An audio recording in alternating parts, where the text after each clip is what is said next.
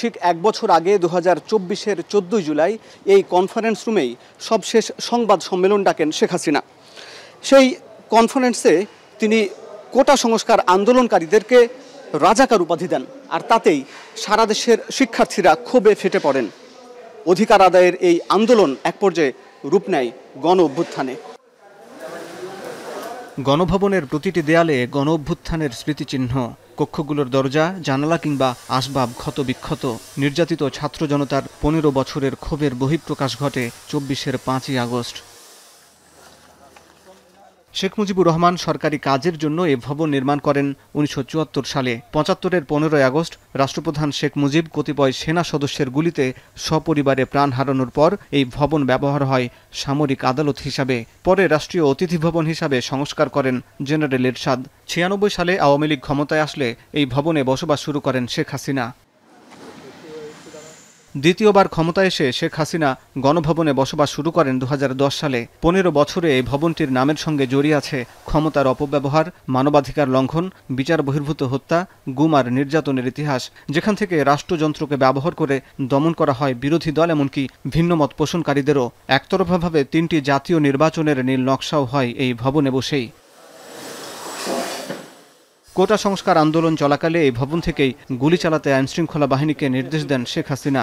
আন্দোলন দমাতে আওয়ামী লীগ ও 14 দলের নেতাদের সঙ্গে বৈঠকে নানা পরামর্শ করেন সাবেক সরকার প্রধান। ট্রাইব্যুনালের এক শুনানিতে চিফ প্রসিকিউটর বলেন, 5 আগস্ট সকালে শেখ হাসিনাকে দেশের সামগ্রিক পরিস্থিতি ব্যাখ্যা করে তাকে পদত্যাগ করতে আবার অনুরোধ করেন সামরিক কর্মকর্তারা। তারা বলেন, সময় দ্রুত ফুরিয়ে যাচ্ছে। ছাত্রদের ডাকে লং মার্চ টু ঢাকা কর্মসূচিতে গণভবন অভিমুখে ঢাকার চারপাশ থেকে মিছিল আসছে। তখন ছোট বোন শেখ রিহানা ও ছেলে সজীব ওয়াজেদ জয়ের সঙ্গে কথা বলে দেশ ছাড়ার সিদ্ধান্ত নেন দীর্ঘদিনের স্বৈরশাসক শেখ হাসিনা। গণঅভ্যুত্থানের পর ইতিহাসের সাক্ষী এই গণভবনে জুলাই স্মৃতি জাদুঘর তৈরির উদ্যোগ নেয় অন্তর্বর্তী সরকার। সোমবার দুপুরে গণভবনে জুলাই গণঅভ্যুত্থান পুনর্জাগরণ অনুষ্ঠানমালার কর্মসূচি নিয়ে এক ব্রিফিংয়ে সংস্কৃতি উপদেষ্টা বলেন, জুলাই জাদুঘরে এসে শেখ হাসিনার অপরাধের বিচার করবে জনগণ। গণভবনে জুলাই জাদুঘর তৈরি করলেও গণহত্যার প্রমাণ মুছবে না বলেও জানান তিনি। এই জায়গাগুলো তো is a horror scene, not only crime scene, is a horror scene as well.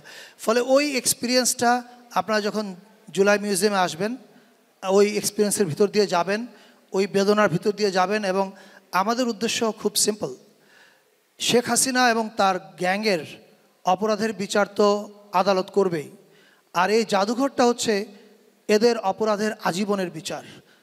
ভিজিটররা একবার করে এখানে আসবেন এবং উনি ওনার মতো করে বিচার করবেন। আগামী 4 আগস্টের মধ্যে সারা দেশে জুলাই স্মৃতিস্তম্ভ নির্মাণ করা হবে বলেও জানানো হয় সংবাদ সম্মেলনে। দেশের 64টা জেলায় জুলাই স্মৃতিস্তম্ভ স্থাপন। হাসিব বিল্লাহ, এখন, ঢাকা।